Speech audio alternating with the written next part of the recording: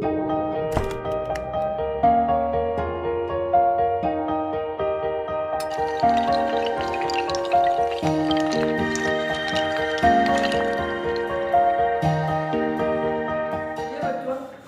10 के गणित विषय के पहले चैप्टर के बारे में देखते हैं। चैप्टर का नाम है वास्तविक संख्याएं अर्थात रियल नंबर। तो सबसे पहले बात करते हैं कि संख्या क्या होती है।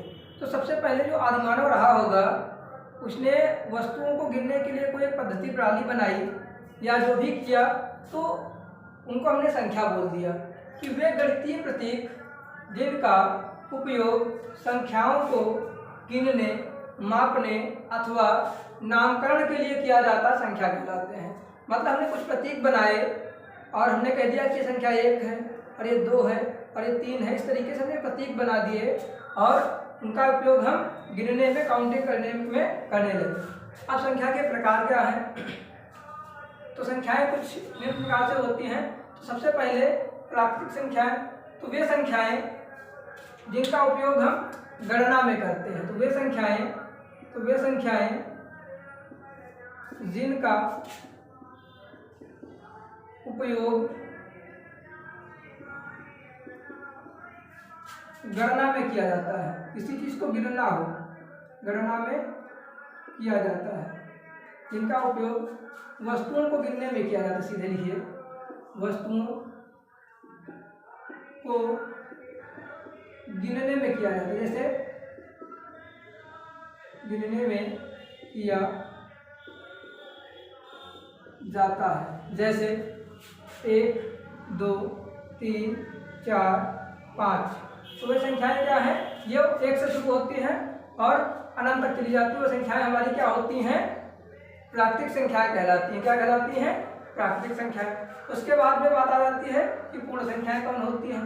तो सबसे पहले क्या था कि संख्याएं 1 2 3 4 5 6 7 8 ऐसे थी, जीरो नहीं था। लेकिन बाद में क्या हुआ? जीरो की खोज हुई। जब जीरो की खोज हुई तो क्या संख्याएं, पहले संख्या अधूरी थी, बाद में क्या हुई? संख्याएं पूरी हो गई। जब पूरी हो गई इसलिए हमने इनको पूर्ण संख्या बोला। क्या बोला? होल नंबर्स बोला।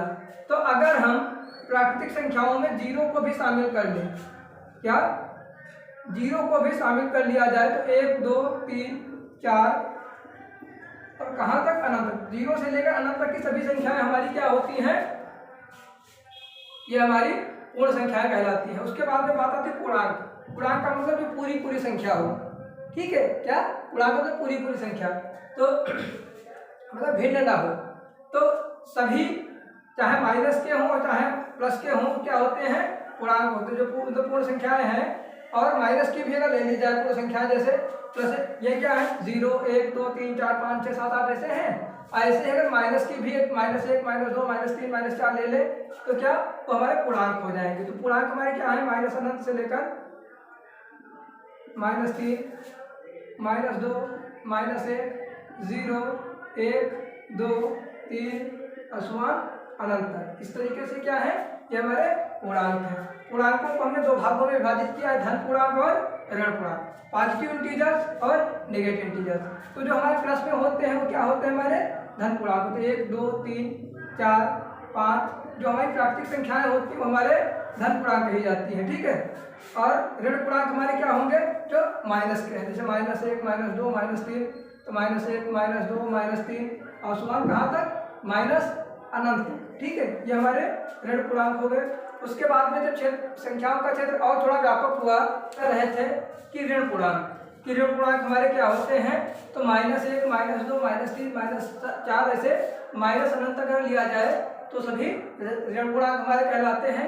उसके बाद संख्याओं के क्षेत्र को और व्यापक देखने के लिए क्या हमने देखा कि कुछ संख्याएं ऐसी हैं जो स्वयं से और 1 से ही विभाजित होती हैं, जो अन्य किसी संख्या से विभाजित ही नहीं होती हैं।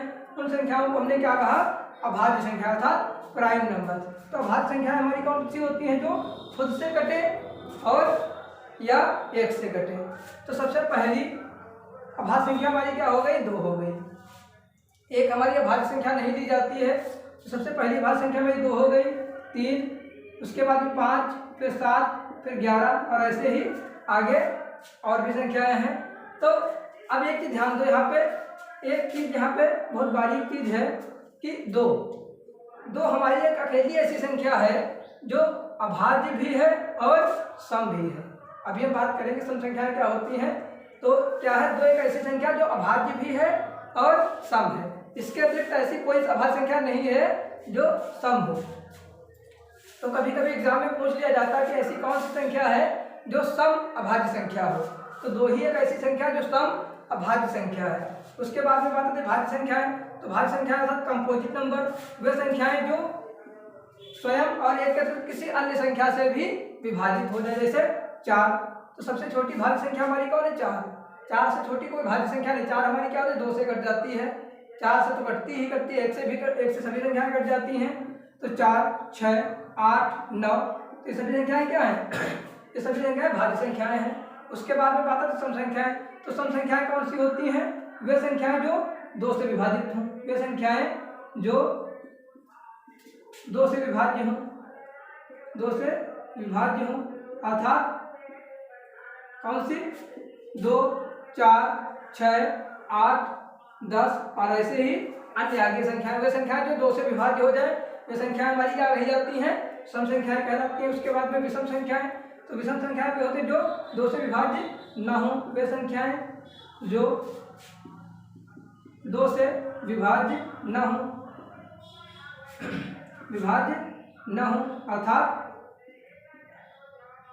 1, 3, 5, 7 ऐसे ही अन्य संख्याएं। वे संख्याएं जो 2 से पूरी विभाजित ना हो, 2 से भाग करने पर कुछ ना कुछ शेष प्राप्त हो जाए, वे संख्याएं हमारी विषम संख्याएं कहलाती हैं। उसके बाद में बात आती है परिमेय संख्याएं। ठीक है, तो वे संख्याएं जिन्हें p/q के रूप में लिखा जा सके, अर्थात फ्रैक्शन के रूप में लिखा जा सके। क्या, वे संख्याएं जिन्हें भिन्न के रूप में लिखा जा सके।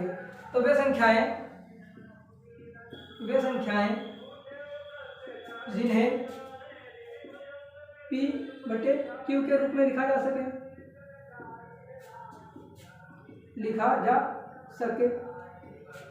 परिमेय कहलाती हैं। अर्थात जैसे 1/2, 3/5, 6 को भी तो हम 6/1 लिख सकते हैं, भिन्न के रूप में लिख सकते हैं। तो सभी पूर्णांक भी क्या होते हैं, परिमेय संख्याएं होती हैं। शांत दशमलव होते हैं, वो भी परिमेय संख्याएं होती हैं। ठीक है, इतनी भिन्न है वो भी क्या है, परिमेय संख्याएं हैं। अभी परिमेय संख्याओं के बारे में जब देखेंगे, परिमेय संख्या पहचानने के लिए क्या है, एक चीज ध्यान रखिए केवल परिमेय संख्या के लिए कि परिमेय संख्या जो वही होंगी, कैसे पहचान पाएंगे कि कोई संख्या परिमेय है कि नहीं है। तो या तो क्या हो, फ्रैक्शन हो, भिन्न हो, या क्या हो, पूर्णांक हो, या शांत दशमलव हो। क्या हो, शांत दशमलव मतलब टर्मिनेटिंग हो। क्या हो, शांत दशमलव हो।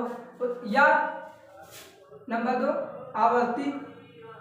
क्या हो, आवर्ती हो मतलब रिपीटेड हो, मतलब क्या, नॉन टर्मिनेटिंग एंड रिपीटिंग। क्या हो, रिपीटेड हो। ठीक है, मतलब एक संख्या के बाद में फिर वही संख्याएं, एक स्थान के बाद में वही संख्याएं बार बार रिपीट होती रहें, तो वो संख्याएं हमारी क्या होती हैं, परिमेय संख्याएं कहलाती हैं। बात आती है परिमेय संख्याएं। तो वे सभी संख्याएं जिन्हें p/q के रूप में न लिखा जा सके। क्या, वे संख्याएं जिन्हें p/q के रूप में ना लिखा जा सके। तो और यहाँ पे ध्यान रखिए, लिखा जा सके और जहाँ पे q का मान क्या हो, जहाँ q का मान कभी 0 नहीं हो सकता है। क्या, q का मान 0 नहीं हो सकता है। अगर q का मान 0 हो जाए, संख्या क्या हो जाएगी, अनंत हो जाएगी। ठीक है, तो परिमेय संख्या p/q के रूप में लिखी जा सके और जो q का मान कभी भी 0 नहीं लिया जा सकता है। उसके बाद में परिमेय संख्या। तो वे संख्याएं जो p/q के रूप में ना लिखी जा सके,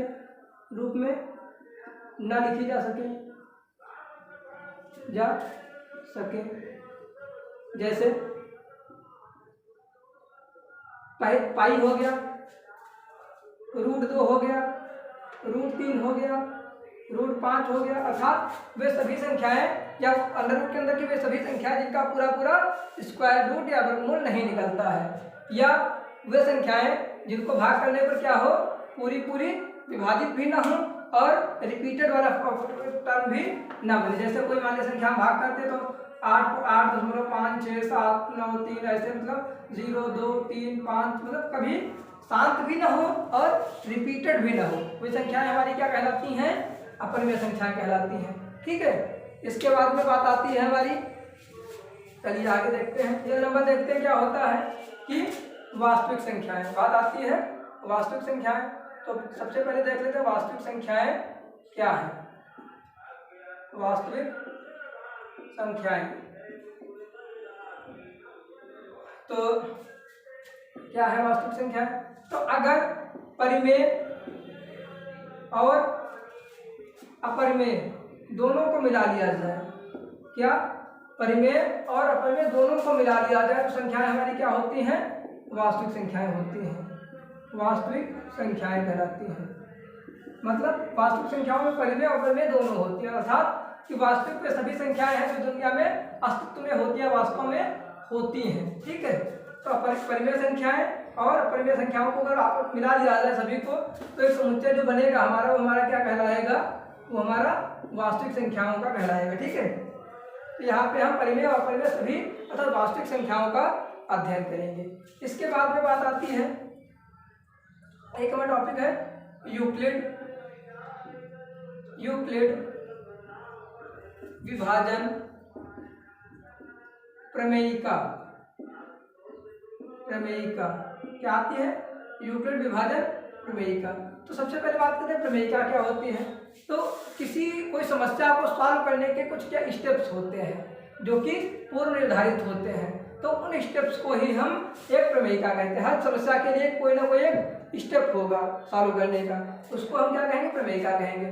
फिर विभाजन का भाग करने की, तो भाग करने की प्रमेयिका। तो जैसे हम बात करते हैं 11 को हमें 3 से भाग करना हो, क्या करना है, 11 को 3 से भाग करना हो। तो बेसिक सिंपल है कि 3 का टेबल क्या 3 टाइम पढ़ेंगे, तो 3 3 जा 9, मतलब 3 3 9, 11 में से 9 गया 2। अब बात करें यूक्लिड की, तो यूक्लिड क्या है, जिन्होंने ये प्रमेयिका बनाई थी, ये स्टेप्स बनाए थे, उन वैज्ञानिक का, उन गणितज्ञ का नाम था यूक्लिड। तो यहाँ पे बात आती है कि 3 को हमने 11 से भाग किया है, भाग करना तो बेसिक चीज़ है, सबको पता होगा।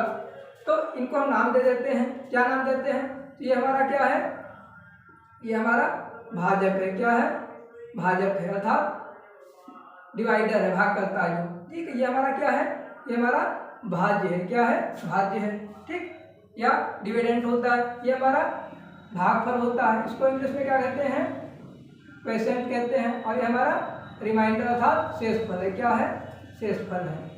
तो हम देखते ये हैं कि अगर 11 की ही बात करें, तो 11 की बात करें तो 11 बराबर क्या है, अगर इनकी गुणा कर लें,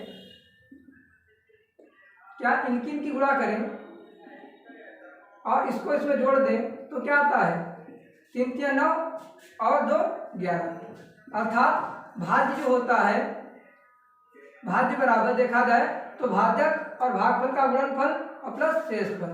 तो क्या होता है, भाजक गुणे भागफल और प्लस शेषफल, क्या हो गया, शेषफल। तो ये हमारी जो है क्या है, ये विभाजन प्रमेयिका हो जाएगी, यूक्लिड विभाजन प्रमेयिका हमारी यही है। ठीक है, इसके बाद में हम अभ्यास पे आते हैं। अभ्यास से पहले हम यहाँ पे एचसीएफ की बात कर लेते हैं। क्या, एचसीएफ मतलब इसका फुल फॉर्म होता है highest common factor, highest common factor. Hindi में इसको कहते हैं MSP, अर्थात महत्तम समापवर्तक। क्या होता है, महत्तम समापवर्तक। अब देखो यहाँ पे क्या है, हम समझ सकते हैं कि फैक्टर में गुणनखंड। जैसे कोई दो संख्या हम ले लेते हैं, जैसे हमने ले लिया 8 और 12, तो हम 8 के देखते हैं गुणनखंड क्या है, गुणनखंड क्या है, या 8 के फैक्टर क्या है, तो फैक्टर वो होते हैं जो उस संख्या को डिवाइड कर दे। तो देखा 8 के फैक्टर हमारे क्या बनेंगे, सबसे पहले 1 बनेगा, 1 8 को डिवाइड कर रहा है तो 1 बनेगा। उसके बाद में 2 भी हमारा 8 को डिवाइड कर रहा है। फिर 3 8 को डिवाइड कर रहा है, नहीं कर रहा ना, तो 3 फैक्टर नहीं होगा। 4 डिवाइड कर रहा है, हाँ 4 भी कर रहा है। उसके बाद में 8। तो मतलब जो ये संख्या है क्या, ये इसको डिवाइड कर रही है, जो डिवाइड करती है वही उसका क्या होता है, फैक्टर कहलाते हैं। अब हम 12 की बात करते हैं। तो 12 1 से डिवाइड हो रहा है, 2 से हो रहा है, 3 से भी हो रहा है, 4 से हो रहा है, 5 से नहीं होगा, 6 से हो रहा है, फिर 7, फिर आगे किसी संख्या से 12 स्वयं से ही डिवाइड होगा, फिर अन्य से किसी संख्या से डिवाइड नहीं होगा। फिर यहाँ पे क्या है, हाईएस्ट और कॉमन। तो देखा कॉमन कौन से फैक्टर मिला, तो 1 मिला, बिल्कुल मिला, 2 मिला, बिल्कुल मिला, 4 मिला, हाँ मिला, 8 नहीं। तो अब कॉमन फैक्टर कौन हो गया, 1 2 4। और यहाँ पे बात आती है हाईएस्ट की, किसकी, हाईएस्ट। तो इन जो कॉमन फैक्टर है इनमें सबसे बड़ा कौन है, 4। तो एचसीएफ क्या हो जाएगा यहाँ पे, 8 और 12 का, 8 और 12 का एचसीएफ क्या आ जाएगा, 4 हमारा हो जाएगा। ठीक है, अब हम इसको मेथड से करते हैं कि मेथड क्या है हमारा। तो इसी मेथड को यूक्लिड विभाजन प्रमेय का कहते हैं। यूक्लिड ने इसको इसका मेथड दिया था। तो क्या है, 8 और 12 का एचसीएफ निकालना हो तो हमने देखा 8 और 12 में बड़ी संख्या कौन है, 12। तो 12 को बड़ी संख्या को छोटी संख्या से भाग कर देते हैं। तो 12 को 8 से भाग करते हैं तो क्या बनेगा, 8 एकम 8। शेष कितना बचा, शेष बचा हमारा 4। 4 से हम क्या करेंगे, शेष बचा, शेष से हम फिर इसको भाग करेंगे, क्या, जो भाजक था। तो 4 को हम 4 से भाग करें, 4 दूनी 8। और ये प्रक्रिया तब तक करते हैं जब तक शेष 0 ना मिल जाए।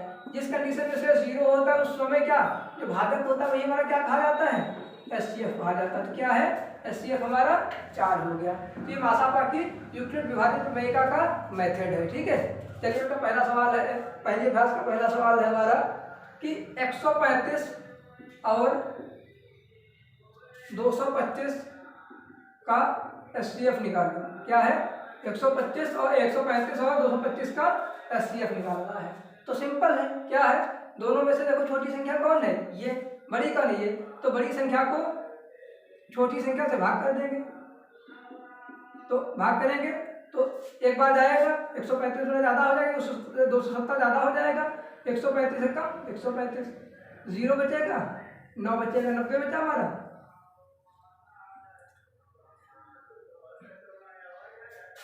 उसके 90 शेष बचा, इस शेष से हम 135 को पुनः भाग कर देंगे। तो 90 कम फिर एक बार जाएगा तो 5, 45 का ना शेष, 45 से हम पुनः 90 को भाग कर देंगे। ये प्रक्रिया तब तक करेंगे जब तक हमारा शेष 0 ना मिल जाए। 45 गुना 90 होता है, तो हमारा कट गया। तो इस कंडीशन में एचसीएफ कितना आ गया हमारा, एचसीएफ हमारा 45 आ गया। ठीक, ये हमारा पहला सवाल हो गया। इसके बाद में हम दूसरे सवाल की बात कर लेते हैं। तो अगर हमें इसी का दूसरा क्वेश्चन करना हो तो दूसरा क्वेश्चन है हमारा, क्या है, 196 और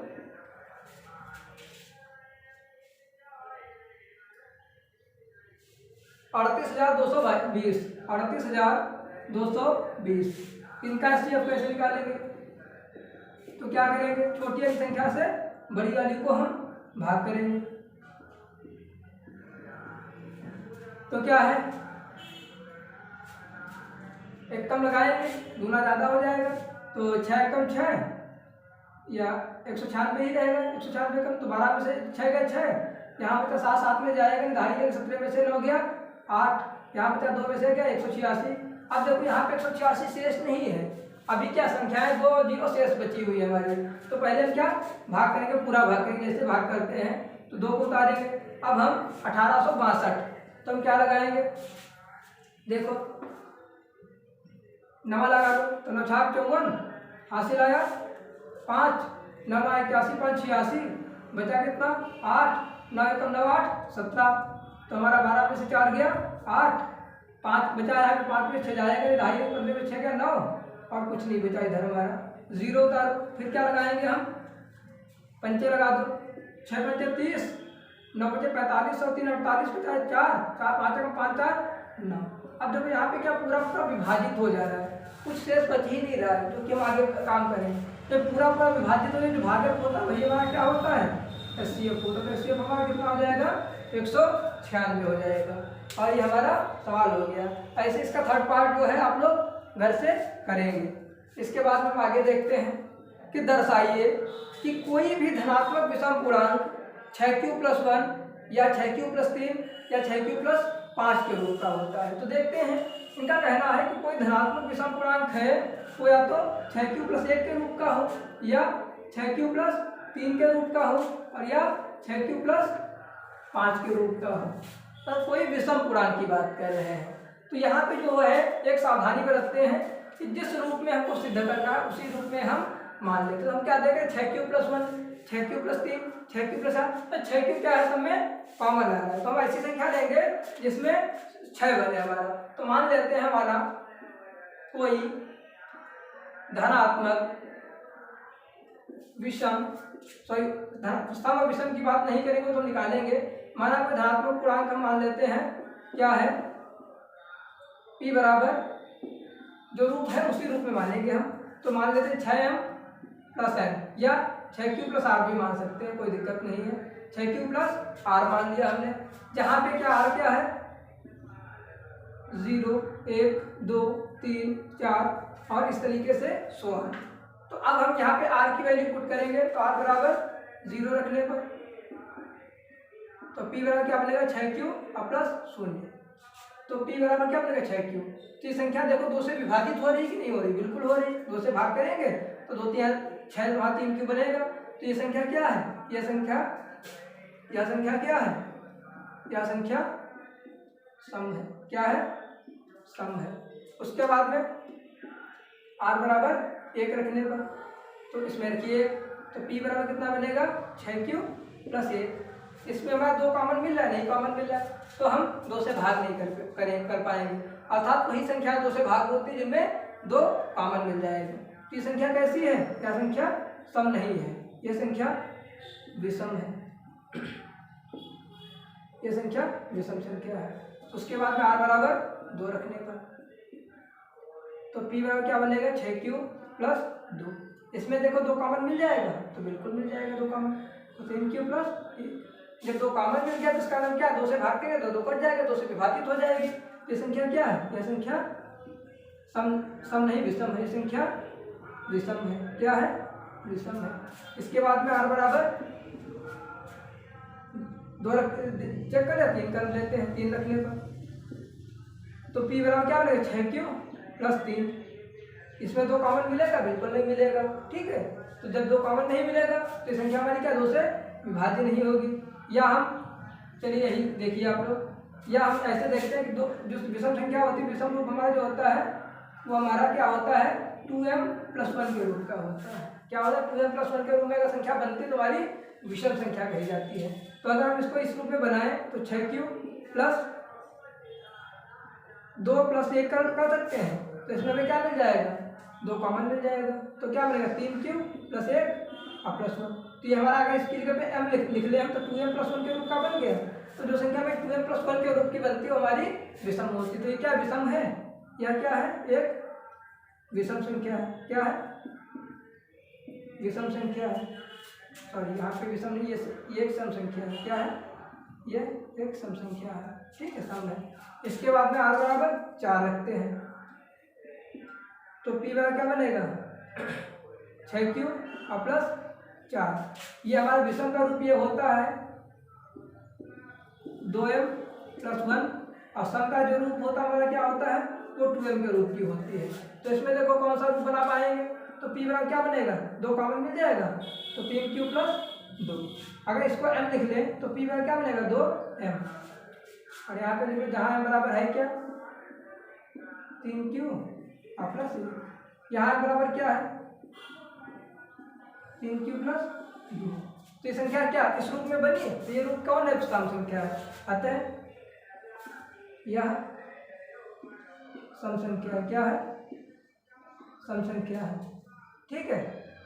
इसी तरीके से आगे हम देखते हैं, r बराबर 5 रखने पर तो p बराबर क्या बनेगा, 6q + 5। तो इसमें क्या बनाओगे, तो 5 को हम तोड़ेंगे किसमें, 4 + 1 में, तो p बराबर क्या बनेगा, 2 कॉमन मिल जाएगा, 3q और +2 और +1। तो इसको हम ऐसे लिख सकते हैं 2 और इसकी जगह पे m और +1, जहाँ m बराबर है क्या, 3q + 2। और ये कौन सा रूप है, ये हमारा विषम का रूप है। अतः क्या संख्या कैसी है, अतः संख्या विषम है। क्या है, विषम है। तो हमने क्या देखा कि सम संख्या का विषम संख्या कौन एक, तो हमारी ये आ रही है, आ रही कि नहीं आ रही।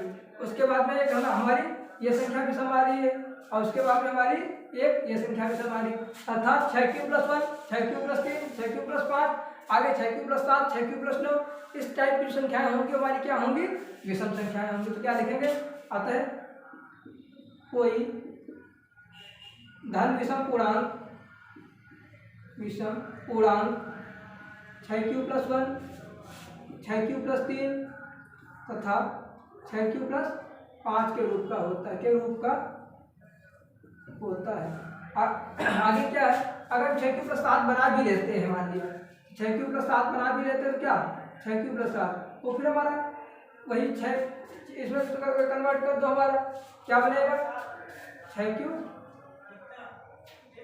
+ 6 + 1 कर लें, तो हम 6 कॉमन ले लेंगे, तो क्या होगा क्यूब + 1 और +1, तो इसको हम 6 + 1, तो फिर हमारा वही रिपीट होने लगता है कि 6 क्यूब + 1, 6 क्यूब + इस तरीके से, ठीक है। तो हम यहाँ तक जाएंगे, ठीक है। तो क्या लिख देंगे, आता है कोई धन विषम पूर्णांक 6 क्यूब + 1, 6 क्यूब + 3 और 6 क्यूब + 5 के रूप का होता है, और ये हमारा क्वेश्चन हो जाएगा। तो हमारे प्रश्नावली का क्वेश्चन नंबर कौन था, 2 था। इसके बाद में हम तीसरा कह रहा है कि किसी परेड में 616 सदस्यों वाली एक सेना आर्मी की टुकड़ी को 32 सदस्यों वाली एक आर्मी बैंड के पीछे मार्च करना है। 616 सदस्यों की एक टुकड़ी है और उसको 32 सदस्यों वाले आर्मी बैंड के पीछे मार्च करना है। दोनों समूहों को समान संख्या वाले स्तंभों में मार्च करना है। दोनों समूहों को क्या है, समान संख्या वाले स्तंभों में मार्च करना है। उन स्तंभों की अधिकतम संख्या क्या होगी, इसमें भी मार्च कर सकते हैं। तो सदस्य कितने टोटल, कुल सदस्य हमारे कितने हैं, कुल सदस्य हमारे कितने हैं 616। इनको कितने सदस्यों के पीछे मार्च करना है, तो आर्मी बैंड कितने हैं 32 आर्मी बैंड के पीछे मार्च करना है, तो उनके कितने स्तंभ बनेंगे, तो कितने स्तंभ बनेंगे, कितना इनका SCF होगा। तो इनका SCF निकाल लेते हैं। तो 32 और 616 का SCF कैसे निकालेंगे, वही विभाजन प्रमेय का लगाएंगे जो भी हमने बताया। तो 32 है कम 32, कितना बनेगा, ये हमारा 11 में से 2 गया 9 और 5 में से 3 गया 2, 29 बचा हमारा। 6 तारों, फिर 7 लगाओ, 7 दूनी 14 और 7 या 1 मिनट 9 लगाओ, तो 9 दूनी 18 और 9 दूनी 27 और 1 28, तो हमारा 16 में से 8 गया 8, कुछ नहीं बचा हमारा, तो 8 बचा। 8 से हम उन्हें डिवाइड कर देंगे किसको, 32 को, तो 8 चौको 32, ये हमारा पूरा विभाजित हो जाएगा। तो SCF हमारा कितना आ गया 8। तो कितने स्तंभ बनेंगे हमारे, 8 स्तंभ बनेंगे।